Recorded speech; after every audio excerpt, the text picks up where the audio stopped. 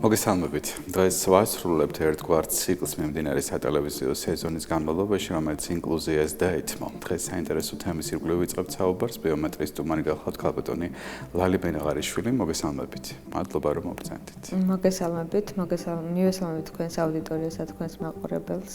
ქალბატონ ლალი, ვთანხმდებით, რომ ჩვენ მიუხედავად იმისა, რომ საინტერესო საზოგადოება ვართ დისკრიმინაციით სავსე. ყველა მიმართულებით. და რაღაც ერთგვარი გადაჭარბება გვაქვს ხოლმე, როგორც გულგრილობაში, ასევე ზრუნვაშიც. თქვენ ცხოვრებაში და თქვენს პრაქტიკაში რა იწვევს მკვეთრ გაღიზიანებას, მაშინ როდესაც დისკრიმინაციაზეა საუბარი? ყველაზე კაფიეთ მახსოვს აი გავლილი წლებს გეტყვით, რომ აი ხალხის დამოკიდებულება უფრო მეტად მათი მზერა, მათი შეძახილები, ხორდის გამოწოდება, რა ვიცი. მეც მქონია პრაქტიკაში მსგავსი. მსგავსი 1000 რამ იყო, ძალიან გამაღიზიანებელი არის. ანუ როცა დახმარება არ მინდა და მაშინ მიხმარებიან, ეს ძალიან გამაღიზიანებელი არის. აი როცა დახმარებას ვითხოვ, თუნდაც ბარდიულზე ასვლას, ან ჩასვლას, მაშინ ყველა გარბის და გონია რომ ხურდავს თხოვ და აი რაღაც საოცარი სახით გამოგხედავენ და ეს ფაქტები ჩვენთვის ძალიან გამაღიზიანებელი არის. ანუ როგორც ვეუბნები, იმ ფორმით ვერ იგებენ და ძალიან სამწუხაროა. დიახ, თუმცა თუ ერთი სიტყვით ან ერთი წინადადებით შეიძლება შევაფასოთ ისაც ჩვენ თავს ხდება, რა იქნება ეს ერთი წინადადება. მე ხშირად საყოველთაოდ საზოგადოებას. თუმცა არის ოდესმე მომისმენია სხვა ადამიანების შეფასება ამ შემთხვევაში ბუნებრივია გულისხმობ თქვენ. რას უკავშირებთ აი ამ საკმაოდ მნიშვნელოვან ხარვეზებს?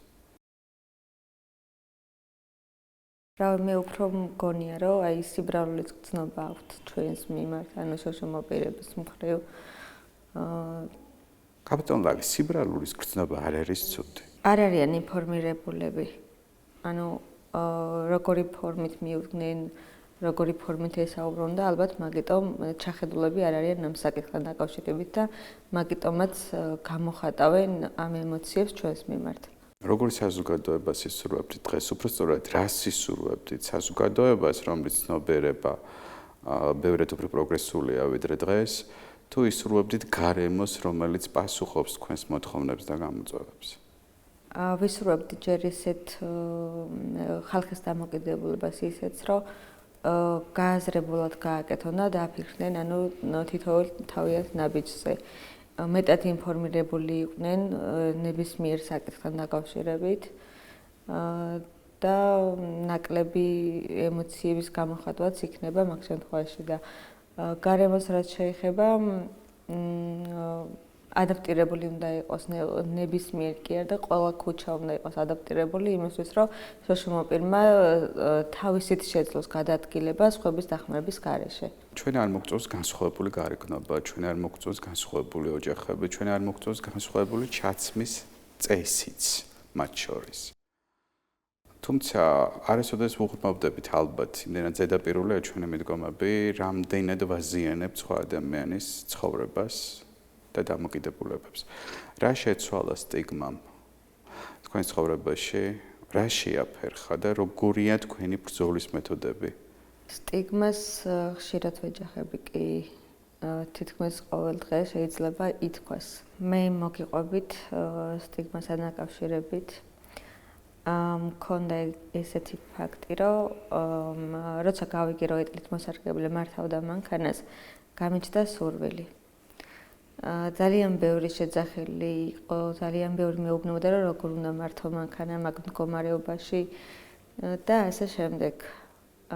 მე დავიწყე ძიება, ვიპოვე მანქანას, დიდი თხოვნით და დაჟინებით ვთხოვდი, რომ მესწავლებინათ ჩემთვის უბრალოდ ტარება, გავართმევდი თავს თუ არა, რომ ჩემს საკუთარ თავშიც დარწმუნებული ყოფილიყავი.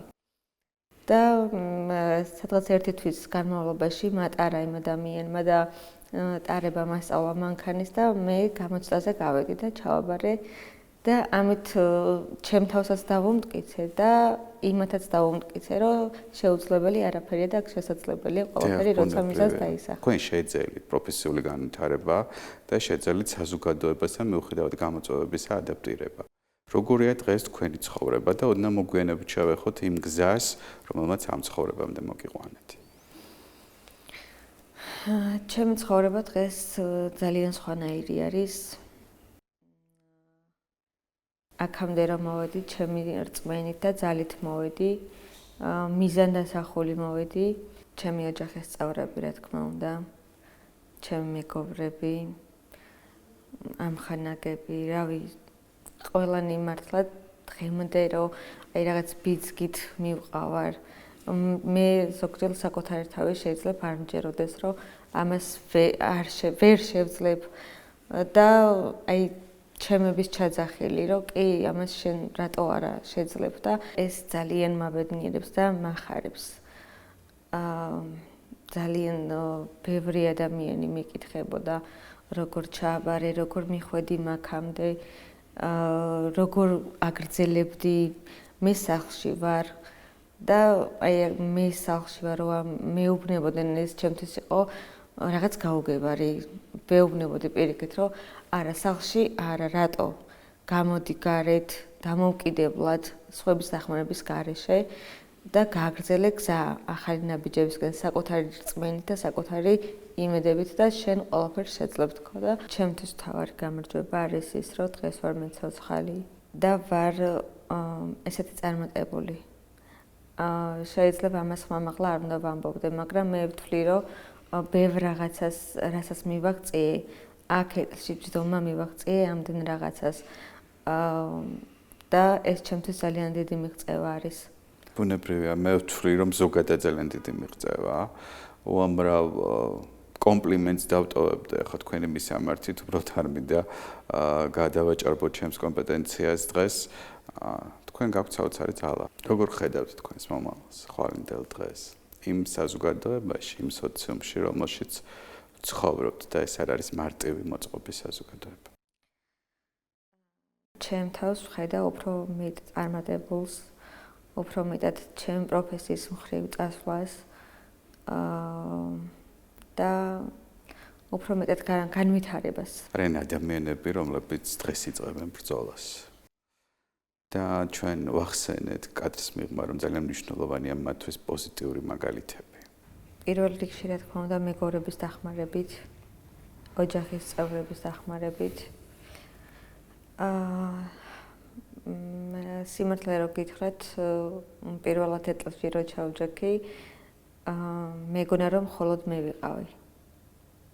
ანუ არ მყავდა არავინ ნანახი, ეტლით მოსარგებლე და ინფორმაციაც არ მქონდა.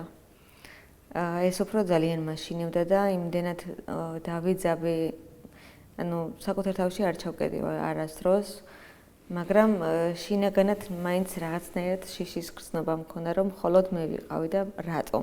ანუ ამ კითხვას ვამდი, რომ რატომ მაინც და მაინც მე. მაგრამ გამოჩნდა მე მეგობრები დამეხმარენ.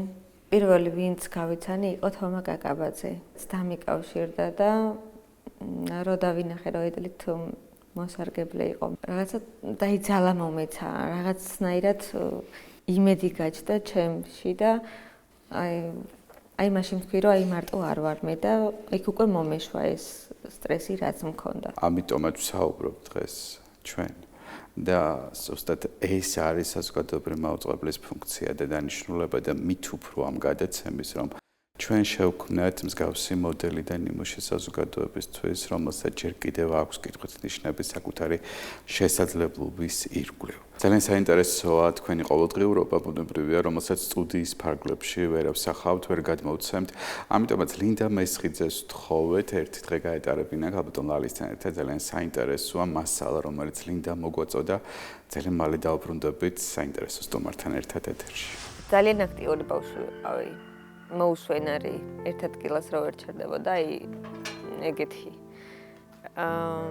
სკოლის დამთავრების შემდეგ, რამოდენიმე თვის შემდეგ მოვყევი ავარიაში. გამარჯობათ, მე ვარ ლალი მენაღარიშვილი, ქობულეთიდან, სოფელ მუხაესტატიდან. მუშაობ სალონში, ვარ მანიკურის სპეციალისტი. არაფერი არ მახსოვს აი ის კადრები და მადლობა უფალს ამისთვის რომ ეს კადრები ჩემში არ დატოვა. ყველაზე მტკივნეული ჩემთვის იყო ის რომ ექიმის დამოკიდებულება ჩემს მიმართ პირდაპირ შეძახილი რომ ვეღარ გაივლი ინვალიდი ხარ და ამ სიტყვის მნიშვნელობა როცა არ იცი რას ნიშნავს და როცა მშობელს ეკითხები რომ რა დაავადება გჭირს და გქონია რომ რაღაცა დაავადება დაგემართა და უბრალოდ გაიკურნები და თურმე სულ სხვა რაღაცას ნიშნავს.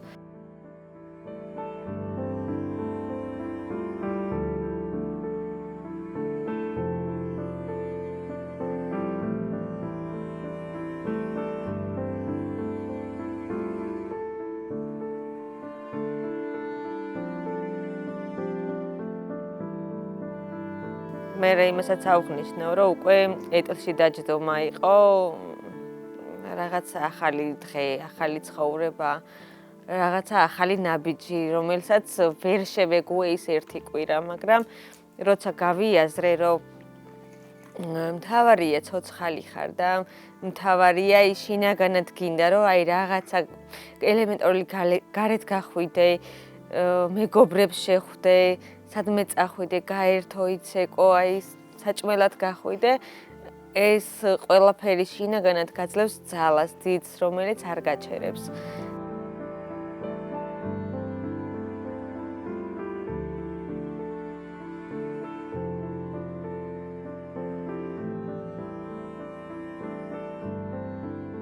ადრე ხშირად მისმოდა სიტყვა ინვალიდი და ჩემთვის მართლა მიუღებელია დღემდე. მაგრამ ისეთი ფაქტიც მქონია, რომ აი რაღაცაზე უთქვიათ, რომ აი თუნდაც არ მინდოდა ამის თქმა, მაგრამ უნდა ვთქვა, იმიტომ რომ ჩემთვის ძალიან შემაწუხებელი არის. მე მანიკური სპეციალისტი ვარ და მქონია მომენტი, როდესაც მოსულა ჩემთან მომხმარებელი და თითს, ანუ ერთ თითზე ფრჩხილი არ ქონია და უთქვია, რომ ეს ინვალიდი თითი გამილამაზე და ჩემთვის რაღაცნაირად, ანუ ვერ ვგებულობ, ანუ რას უკავშირებს, ანუ ამ სიტყვას ფრჩხილის გადატეხვასთან და ვერ ვიაზრებ და ძალიან შემაწუხებელი არის და ძალიან ბევრჯერ ამიხსნია ადამიანებისთვის, მაგრამ მაინც ერთი და იგივე ფრაზებით შემოიფარგლებიან ხოლმე და ნუ არის ჩემი აზრით ამ სიტყვის მნიშვნელობა არ იცის ძალიან ბევრმა, ანუ ვერ იაზრებენ რას ნიშნავს სიტყვა ინვალიდი.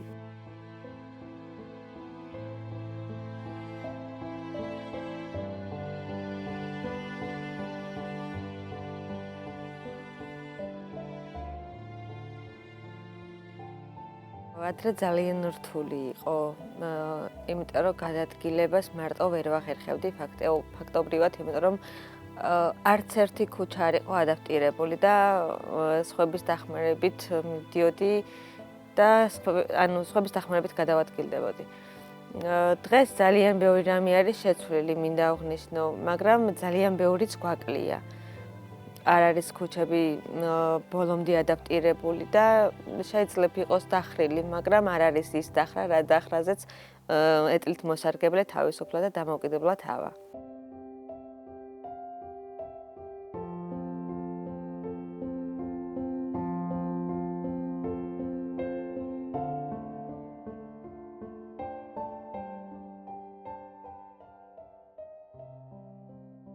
მქონია მეც ადრე ბავშვობაში იმის შიში, რომ გარეთ რო გავიდოდი, ხალხი ჩემს მიმართ როგორ რეაქციას გამოხატავდა და ეს რამდენად იმოქმედებდა ჩემზე. ძალიან რთული იყო, მარტივია თქო, ვერ ვიტყვი, უბრალოდ თქვენი შინაგანი ძალა უნდა გეხმარებოდეთ ამ შემთხვევაში, რომ ამ ყველაფერს გავმკლავდე. და მინდა გირჩიოთ, რომ არ შეგაშინოთ არც ერთმა ფაქტორმა და ხალხის დამოკიდებულებამ, საზოგადოებამ, მათმა მზერამ საკუთარ თავს მიეცით იმის შანსი, რომ გარეთ გახვიდეთ. მომწონდა ბავშვობიდან ფრჩხილების მოწესრიგება და მინდოდა რომ მისწავლა და სალონში მიმუშავა და არის კიდე ბევრი ჩემი ოცნებები და ამაზე უკვე ნელ-ნელა ეტაპობრივად ბოლომდე გავალთ. ჩემი ერთი სამუშაო დღე იწყება დილას. დგები დაახლოებით 10 საათზე. უნდა 10-ზე უნდა უკვე სამსახურში ვიყო, მაგრამ როცა შენზე გაქვს პირობები მორგებული, ეს ძალიან მახარებს და ძალიან კარგი არის. 10-ზე უпростоრად მივდივარ უკვე სამსახურში და ამის შემდეგ უკვე როგორც ჩაწერილი მყავს, იმის მიხედვით უკვე მომხმარებელს ვიპარებ და მოდის. დაახლოებით 6-მდე, 7-მდე ვმუშაობ. ყოფილა მომენტი, რომ გვიანობამდეც მიმუშავია, რა თქმა უნდა, ეს ჩემი სურვილით. და სამსახურის შემდეგ, რა თქმა უნდა, მეგობრებთან ერთად წასვლა არის უკვე დაგექმილი, ან გასართობად, ან სასეირნოდ და ასე შემდეგ.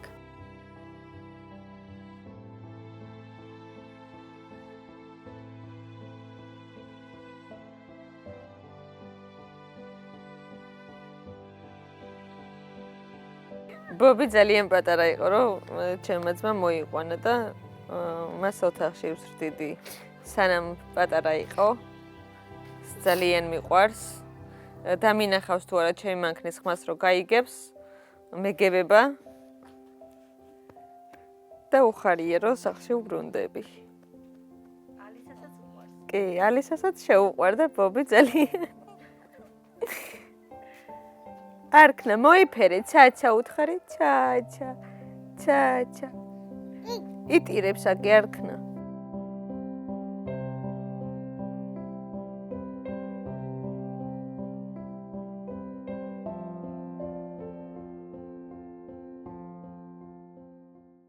ძალიან დიდი მადლობა ლინდა მესხიძეს, დავბრუნდით სტუდიაში, საინტერესო სტუმართან ერთად ვაგრძელებთ თემას. დღეს ბიომეტრიის სტუმარი გახლავთ ნინი გოგიტიძე, მოგესალმებით. მადლობა რომ მოგწევთ. მოგესალმებით თქვენს აუდიტორიას, მადლობა მოწვევისთვის. პირიქით, ძალიან დიდი მადლობა რომ მზად ხართ ისაუბროთ.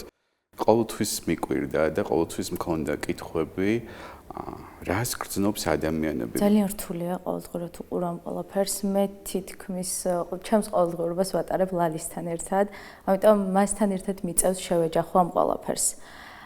ძალიან რთულია და როგორც ლალისთვის სენტიმენტალურია ეს ყველაფერი და გულსატკენია, ჩემთვისაც ასევეა.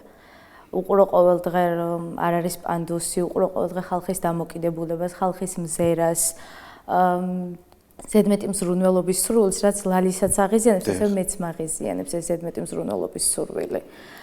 ზოგი მოდის და ეკითხება, რა გჭირს, რა დაგემართა და ეს ლალისთვისაც რთულია გაიხსენოს და ეს ჩემთვისაც ძალიან გამაღიზიანებელია.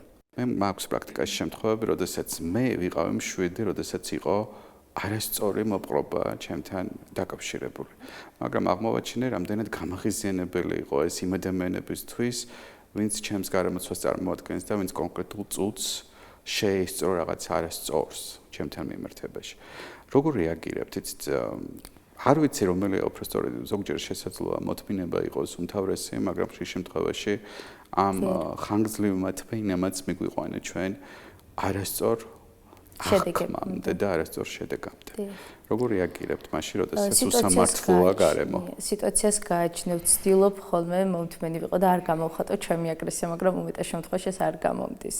მიწევს აგრესიით და გაღიზიანებით ვუპასუხო, რადგან ძალიან ცუდად შეიძლება გამოვიდეს, მაგრამ შეუგნებლობის პრობლემა აქვს.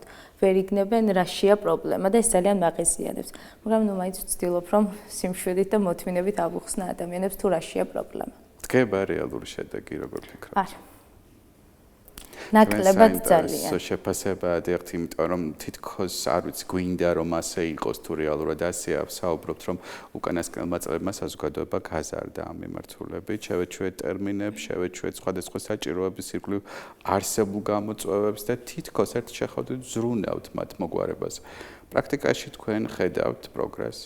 კი, ვხედავ, მაგრამ მინიმალურ პროგრესს. ასე რომ ვთქვათ, დღესდღეობით ნელ-ნელა პროგრესირდება საზოგადოება. თუ ადრე ტერმინი ინვალიდი 100%-დან 90% მაგას იყენებდა, ახლა უკვე შემცირდა ეს პროცესი, ეს ტერმინოლოგია და სიტყვა ინვალიდით აღარ მიმართავენ ისეთი დიდი რაოდენობით, როგორც ადრე და ეს ძალიან სიამოვნებს. დიახ, კაბატონინი, საიდან იღებთ მაგალითს? დამოკიდებულების, ქმედების, ძალიან ხშირად ალბათ ბუნებრივია თქვენს გქონიათ პრაქტიკაში რაღაც არ მოგწონს. ასევე მეც რაღაც არ მომწონებია ბუნებრივია. მაგრამ შეღავაც ვუწესებ ერთგვარს ადამიანებს, იმიტომ რომ მათ არ ქონიათ მსგავსი პრაქტიკა, გამოცდილება, იგივე შუშუნბირთან ურთიერთობის, რა არის სწორი, რა ზედმეტია.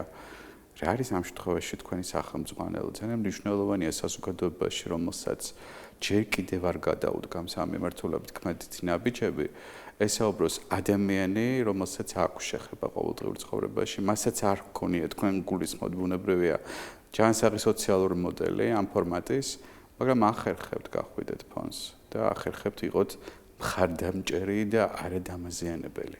ჩემი მეგობარი ლალი მენაღარიშვილი, ჩვენ წლებია მეგობრობთ, ვართ მეზობლები, მეგობრები, ნათესავები და აქედან გამომდინარე ჩვენ თითქმის ყოველ დღეს ერთად ვატარებთ და აქედან წამოვიდა ეს პრაქტიკული ცოდნა, ეს მეტი ინფორმაციის სურვილი, გამეგო მეტი და მეტი ინფორმაცია, რა რესურსები შეიძლებოდა ყოფილიყო, რა პროექტები შეიძლებოდა ყოფილიყო, რითიც ლალის დავეხმარებოდი და მეტი ინფორმაციას მივაწვდიდი მას. თუმცა საწყის ეტაპზე აუცილებლად იქნებოდა შეცდომები, რომელიც ადამიანურია და ბუნებრივია.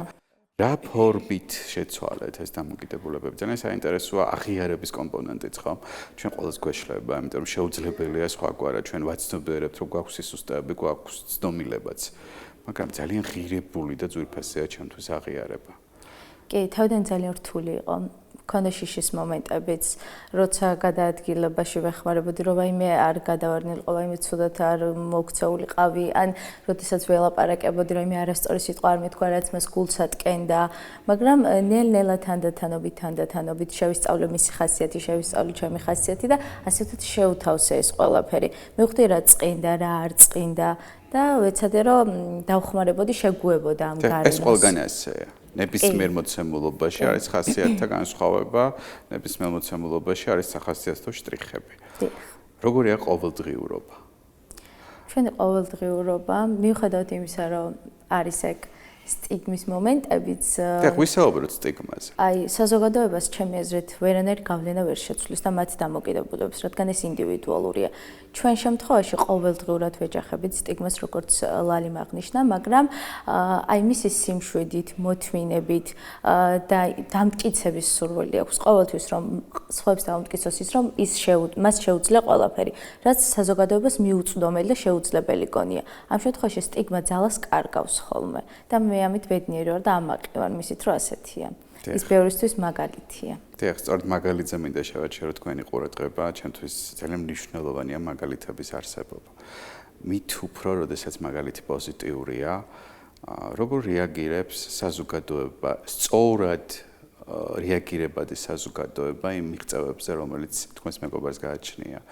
იმ ერთგვარ ადამიანურ პრინციპებზე, იმ мотиваციაზე, რომელიც ალბათ არის თვითმყოფადი ბუნებრივია, იმიტომ რომ მე არ მჯერა რომ ამის სწავლაა შესაძლებელი, შესაძლოა განავითარო, მაგრამ ეს მაინც რაღაც საბადოა, რომელიც ალბათ თანდაყოლილია.